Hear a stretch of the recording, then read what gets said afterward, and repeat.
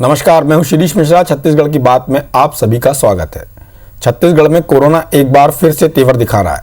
संक्रमण की रफ्तार ऐसी कि अब प्रतिदिन 1000 से ज़्यादा मरीज सामने आ रहे हैं। रायपुर और दुर्ग समेत कई जिलों में हालात खराब हो चले हैं। केंद्रीय स्वास्थ्य मंत्रालय की रिपोर्ट के मुताबिक भी महाराष्ट्र, पंजाब, केरल, गुजरात और कर्नाटक के बाद छत्तीसगढ़ में कोरोना के केस सबसे ज़्यादा हैं। ऐसे में विपक्ष को भी सरकार पर हमला करने का मौका मिल गया है। दूसरी ओर सत्ता पक्ष का दावा है कि हालात की लगातार समीक्षा कर इसकी रोकथाम के लिए तमाम उपाय किए जा रहे हैं। लेकिन सबसे बड़ा सवाल है कि छत्तीसगढ़ में कोरोना का कमबैक क्यों और कैसे हुआ। सवाल ये भी कि पिछले एक साल के अनुभव के आधार पर सरकार खतरे की नई दस्तक का सामना करने के लिए कितनी तैयार है, चर्चा करेंगे। लेकिन उससे पहले एक रिपोर्ट देखेंगे विस्तृत रूप से।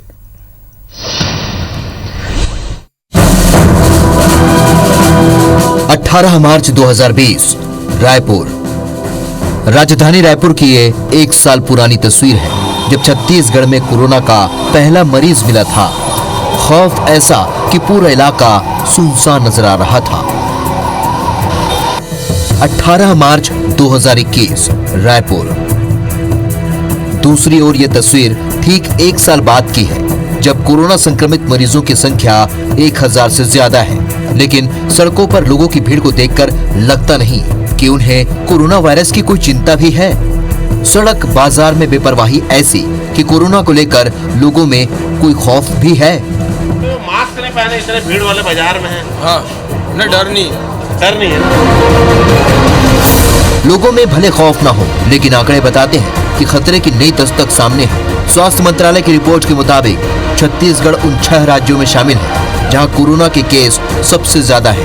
यहां प्रतिदिन मिलने वाले मरीजों की संख्या 1000 के पार पहुंच चुकी है। ऐसे में सवाल है कि प्रदेश में ये स्थिति क्यों बनी। क्या इसमें आम जनता की लापरवाही है या फिर प्रशासनिक चूक। सवाल यह भी कि मध्य प्रदेश के मुकाबले छोटा राज्य होने के बाद भी प्रदेश में संक्रमितों की संख्या ज्यादा कैसे है। बहरहाल कोरोना की दूसरी लहर का सामना करने की तैयारी की एक तस्वीर राजनांदगांव के बाघ नदी बॉर्डर से आई है, जहां केवल 3 पुलिसकर्मी और 3 स्वास्थ्यकर्मियों के भरोसे महाराष्ट्र से आने वालों की जांच की जा रही है। हालांकि मंत्री रविंद्र चौबे का कहना है कि हालात की समीक्षा जारी है। कोरोना से निपटने तमाम उपाय किए जा रहे हैं। जिला प्रशासन के साथ लगातार समीक्षा हो रही है और इसको रोकने के प्रयास किए जा रहे हैं। उसके बावजूद भी संक्रमण बढ़ते जा रहा है। अभी दुर्ग में होली के लिए अलग से गाइडलाइन, कोरोना की गाइडलाइन जारी की हुई है। हमें ऐसा लगता है कि समीक्षा करके प्रत्येक जिलों में इस प्रकार के उपाय हमको करने पड़ेंगे। महाराष्ट्र में बढ़ते मामलों को देखते हुए पड़ोसी राज्य मध्य प्रदेश ने बसों का संचालन बंद कर दिया है, लेकिन छत्तीसगढ़ में अब तक इसे लेकर कोई नई गाइडलाइन जारी नहीं की गई है। नागपुर, अमरावती सहित महाराष्ट्र के कई शहरों के लिए बसें बगैर रोक टोक के और जांच के आ जा रही हैं। महाराष्ट्र से मां बम्लेश्वरी का दर्शन करने पहुंचे 86 श्रद्धालुओं में से 10 लोग पॉजिटिव पाए गए, जिसके बाद आनंद फानन में सभी को वापस भेज दिया गया। इधर बीजेपी सरकार पर आरोप लगा रही है कि संक्रमण के बढ़ते मामलों पर वो सीरियस नहीं है। मैं तो पूछा हूँ, जो लोग गए हैं बाउंड्री पार करके आए हैं, किसी को रोकने और मनाही करने का, टोकने का इस सरकार ने कोई काम ही नहीं कर रही है। और जिसके जो मर्जी जो आए जहां चले जाएं। लगातार रायपुर में, दुर्ग में संख्या बढ़ती जा रही है। मृत्युओं की संख्या भी लगातार बढ़ती जा रही है और कोरोना को लेकर के सरकार की गंभीरता नहीं है। इससे पहले कोरोना के बढ़ते मामलों पर मुख्यमंत्रियों के साथ हुई बैठक में प्रधानमंत्री नरेंद्र मोदी ने भी कहा था कि छत्तीसगढ़ समेत कई राज्यों में RT-PCR टेस्ट कम हो रहे हैं। बहरहाल कोरोना संक्रमण रोकने प्रशासन ने तैयारी शुरू कर दी है। कोविड गाइडलाइन का उल्लंघन करने वालों के खिलाफ सख्ती से कार्रवाई की जाएगी। चौक चौराहों पर मास्क निरीक्षण के लिए बड़ी टीम उतार दी गई है।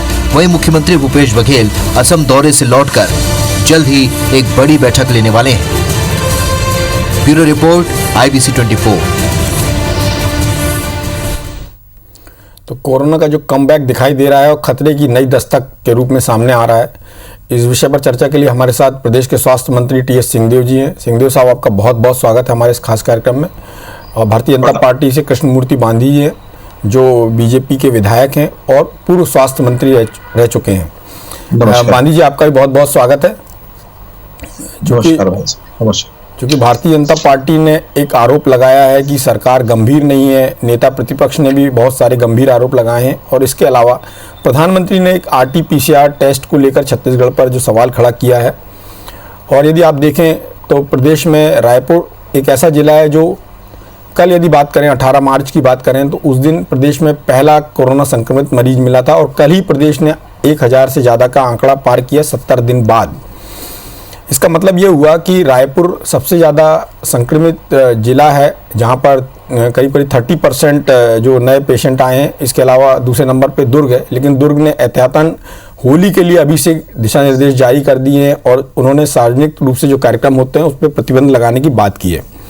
बाबा साहब, आपसे ये जानना चाहूँगा कि छत्तीसगढ़ में ये स्थिति क्यों आ रही है।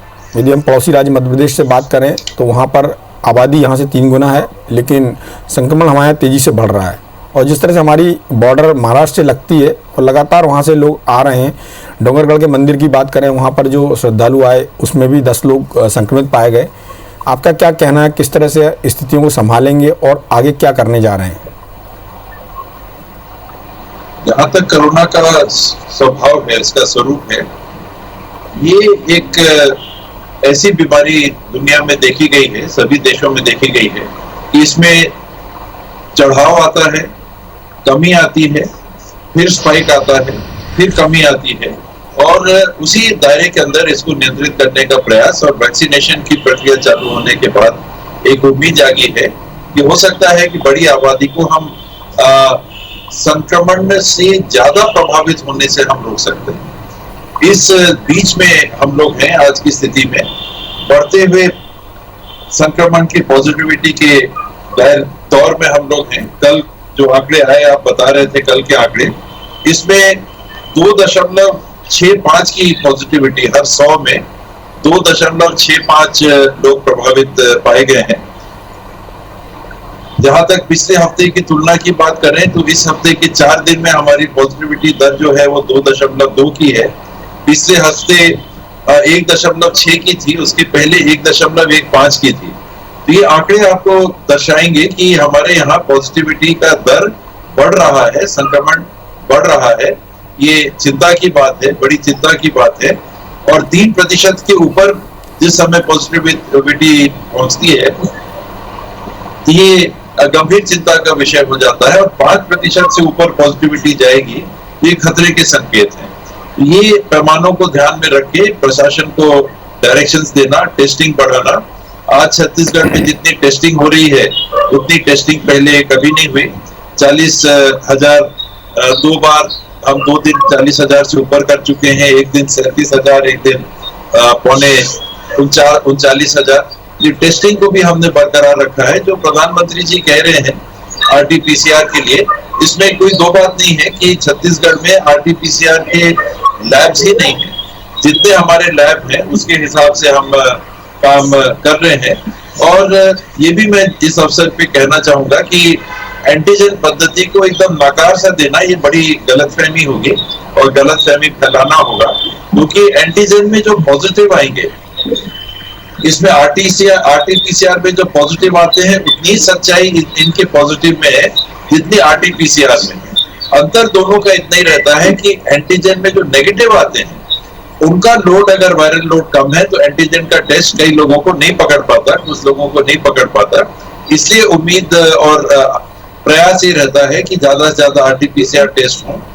4 और हमारी नई लैबोरेटरीज तैयार हो रही हैं। कांकेर की और महासमुंद की उनकी टेस्टिंग भी हो चुकी है, 3 दिन पहले उनकी टेस्टिंग हो गई है और वहां बहुत जल्द टेस्टिंग चालू हो जाएगी RT-PCR पद्धति से।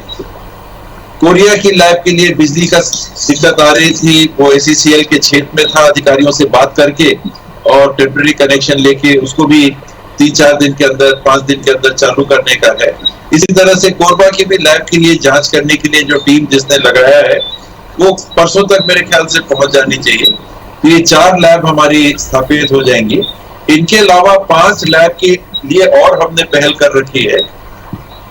जशपुर और दंतेवाड़ा अनुसूचित जनजाति क्षेत्र में, और मैदानी इलाके में चांपा, जांजगीर, बलौदा बाजार और दुर्ग में ये 5 और RT-PCR लैब स्थापित करने हैं। और इनके साथ जो तकनीशियन इत्यादि हमको आवश्यक होते हैं सरकार की तरफ से वो भी जरूर मिल जाएंगे। तो टेस्टिंग हो रही है, संक्रमण भी बढ़ रहा है। एहतियात बरतने में हम कम ही कर रहे हैं। हमको और सरकार की तरफ से भी कड़ाई की अगर आवश्यकता हो तो आपने भी बताया कि प्रशासनिक स्तर पे उसमें कड़ाई की जा रही है लोगों को सचेत करने के लिए।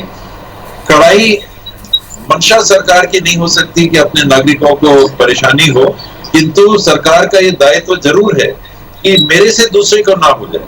मैं अगर लापरवाही बरत रहा हूं और ठीक है भाई मैंने बरता, मेरे साथ जो हो सो हो, लेकिन मेरे से कोरोना दूसरे को होगा, इसलिए ये लापरवाही नहीं बरतना चाहिए किसी भी नागरिक को। क्योंकि आपको अगर कोई चिंता नहीं है कोरोना से तो चलिए ये तो कहा जा सकता है आप पढ़ेंगे। हालांकि सरकार का ये भी सोच कभी नहीं रहता, लेकिन सरकार अनियंत्रित रूप से हर व्यक्ति को ऐसी मानसिकता से नहीं चलने दे सकेगा, क्योंकि आपसे बहुत लोगों को होना है। सबसे करीबी आपके बच्चों को, आपके घरवाली को, आपके घर वाले को, आपके माता पिता को, आपके दादा दादी को, आपके निकट के संबंधियों को। जी, आपके स्वास्थ्य महकमे के जिम्मेदार अधिकारियों का कहना है कि जो क्रिकेट मैच चल रहा है रायपुर में, ये भी एक बड़ी वजह हो सकती है इस तरह के संक्रमण बढ़ने की। इसके अलावा ऐसे जो धार्मिक आयोजन हो रहे हैं और ऐसी जहां सोशल गैदरिंग या पब्लिक गैदरिंग हो रही है, उन पर एहतियात बरतने की ज़रूरत है, उन पर थोड़ी सी सख्ती करने की ज़रूरत है, ताकि जो जैसा कि आपने कहा कि सरकार का उद्देश्य नागरिकों को परेशान करना नहीं है, लेकिन उनकी सुरक्षा सुनिश्चित करना भी सरकार का दायित्व है। तो उसके लिए क्या प्रयास करेगी सरकार? जैसे दुर्ग में एक प्रयास दिखाई दे रहा है, तो रायपुर में उससे ज़्यादा केसेस हो रहे हैं, तो रायपुर में क्यों नहीं इस तरह से चीज़ें हो सकती हैं, या बिलासपुर ऐसे जो बड़े शहर जहां से संक्रमण फैल रहा है? क्रिकेट मैच की आपने बात की, तो क्रिकेट मैच की सहमति उस समय हुई जबकि संक्रमण का दर काफी कम हो गया था और घट रहा था, और उस समय के निर्णय को आज हम अगर देखते हैं तो जरूर ही लगता है कि ये होना चाहिए, नहीं होना चाहिए। फिर भी सरकार ने और एक संक्रमण सकता है, बात जरूर इनकार नहीं किया जा सकता। और साथ ही जो हमको बचना चाहिए, सरकार पे ही सारा चीज छोड़ देना कि नहीं सरकार आए हमको जेल में बंद कर दे, हम गलत काम कर रहे हैं। हमारा समाज, हमारा जागरूक समाज कैसे ऐसा चलेगा? ये तरीका नहीं होना चाहिए जागरूक प्रजातंत्र में काम करने का। अनेकों देशों में देखिए अलग अलग पद्धतियों से काम हुए, और जहां सबसे ज्यादा सफलता मिली है वहां लोगों ने सबसे ज्यादा सहयोग आगे आके किया है। सिंगापुर में मृत्यु दर 0.05 है, 0.05। आश्चर्य होता है। और वो देश ऐसा देश रहा, भले छोटा देश है, जिनके नागरिकों ने आगे आके संपूर्ण नियमों का पालन किया और वो अपने देश को, अपने समाज को कोरोना से बचा के रख सके हैं। तो ये हमको भी करना पड़ेगा। क्रिकेट के मैच की बात हो, चुनाव के आयोजन हो रहे हैं सब तरफ देश में, एक दौर चुनाव का हो चुका, दूसरे दौर से हम चुनाव के गुजर रहे हैं। अब धार्मिक आयोजनों की बात आती है, शादी ब्याह की बात आती है, हमको जरूर एहतियात बरतना चाहिए। और आवश्यक होगा तो सरकार को भी इस पे सोच, 21 तारीख को मुख्यमंत्री जी ने बैठक बुलाई है, तो ये प्रस्ताव जरूर हम लोग भी कुछ रखेंगे बैठक में कि सीमाएं फिर से लागू की जाए। हमारे साथ कृष्णमूर्ति बांधी जी भी हैं, जो पहले स्वास्थ्य मंत्री रह चुके हैं, वर्तमान में विधायक हैं और एक बड़े जिले बिलासपुर से इत्तेफाक रखते हैं। बांधी साहब, आपको क्या लगता है कि कहाँ चूक हो रही है, क्यों ये मामले बढ़ रहे हैं? इसके लिए सरकार को क्या करना चाहिए, नागरिकों को क्या करना चाहिए? सुरेश भाई, माननीय स्वास्थ्य मंत्री जी एक बहुत ही अच्छे आदमी हैं, हम लोग मानते हैं उनको, लेकिन कोरोना के रोकथाम में स्वास्थ्य मंत्री के द्वारा भी और ये सरकार के द्वारा भी भ्रम पैदा किया जा रहा है। पहले खुद मंत्री जी, स्वास्थ्य मंत्री जी टीएस बाबा जी ने कोरोना को लेकर के, कोविशील्ड के लेके उपयोगिता को लेकर के उन्होंने बयान जारी किया था। तो छत्तीसगढ़ के जनता के बीच में भ्रम की स्थिति वैक्सीनेशन को लेकर के हुआ कि बिना 3 ट्रायल किए हम वैक्सीनेशन नहीं लगाएंगे। पहले रुकिएगा, भ्रम की स्थिति तो सरकार कर रही ना, भ्रम की स्थिति यही पैदा कर रहे हैं ना। और दूसरा है कि आज तक के जब हम पूरे देश में कोरोना, हम आज 4थे स्थान पर होना जा रहा हमारा राज्य।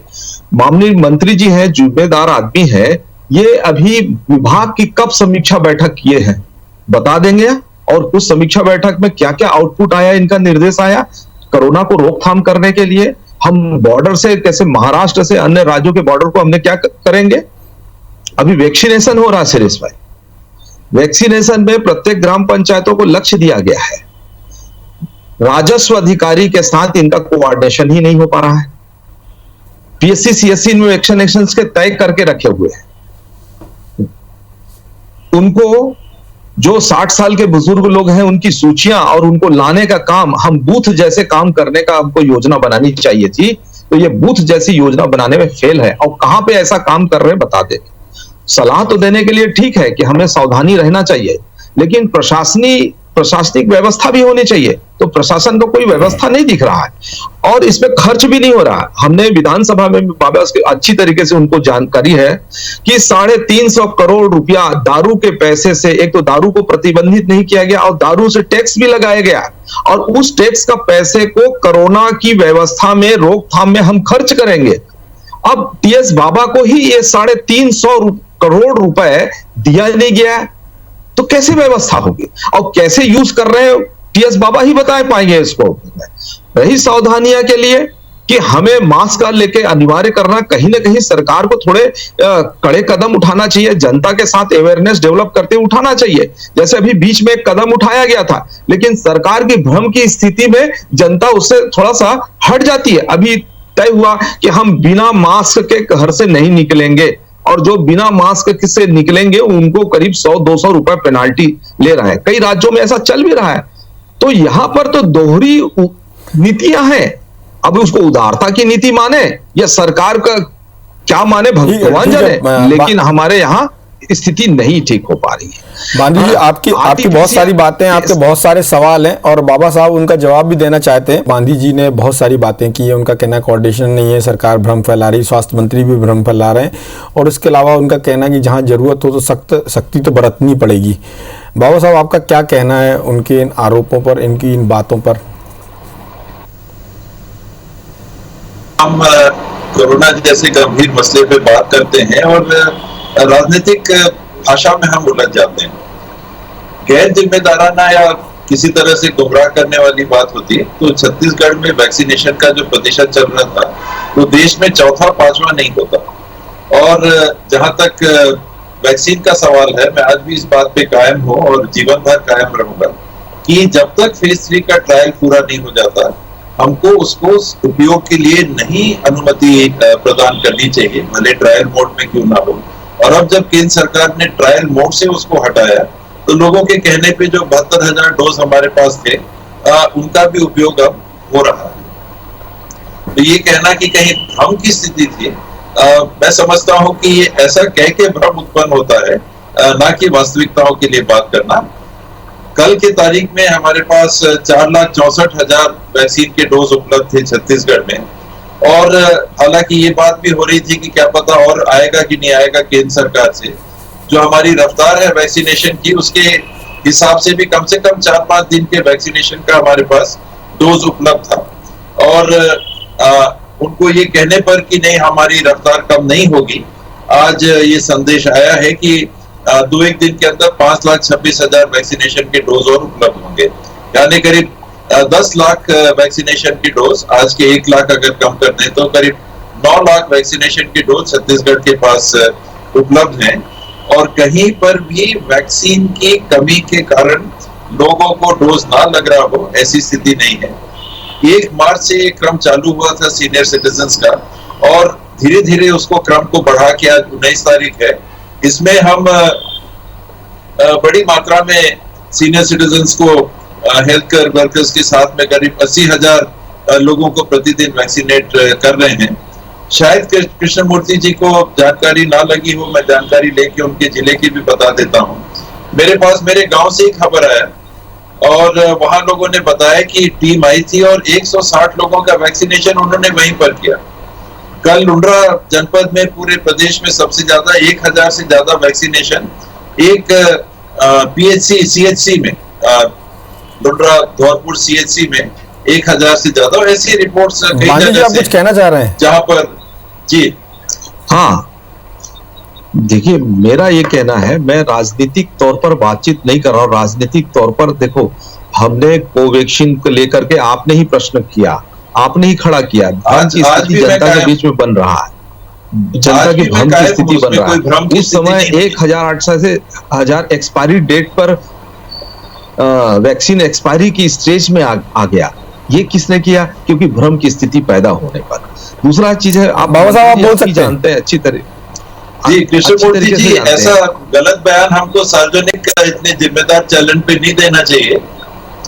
अगर जानकारी नहीं है तो मैं आपको बता दूं कि जो कोवैक्सीन की पहली फेज आया था, 32,000 डोज आए थे, 36,000 डोज आए थे। इसका एक्सपायरी 27 मई 2021 को है। हम तो अभी मार्च में हैं। ये 27 मई को एक्सपायर होना था पहला डोज, और जो दूसरा डोज आया था ये जून के आखिरी में एक्सपायर होना था। तो एक्सपायरी का तो कहीं सवाल ही नहीं है कृष्णमूर्ति। एक्सपायरी डेट के ही स्टेज में आ गया। अभी सरकार ने एक्सपायरी डेट 27 मई को है, 27 मई को। चलिए, दूसरा है हमारी चर्चा के नाम का उद्देश्य और इस चर्चा को करने के पीछे का मकसद यही था कि छत्तीसगढ़ में जो कोरोना का संक्रमण बढ़ रहा है वो कैसे कम हो, कैसे छत्तीसगढ़ में जो दूसरी वेव आई है उस पर रोकथाम हो सके। हमारा उद्देश्य अभी वैक्सीन को लेकर नहीं था, लेकिन वैक्सीन की ज़रूरत है। जो लोग एंटाइटल्ड हैं इसके लिए उनको जरूर लगवाना चाहिए, और सरकार तो अपनी तरफ से प्रयास कर रही है, लेकिन जनप्रतिनिधि और ऐसे प्रशासनिक अफसर जो लगवा चुके हैं उनको, लोगों को इसके लिए प्रेरित करना चाहिए। इस चर्चा में भाग लेने के लिए आप दोनों का बहुत बहुत धन्यवाद। नमस्कार।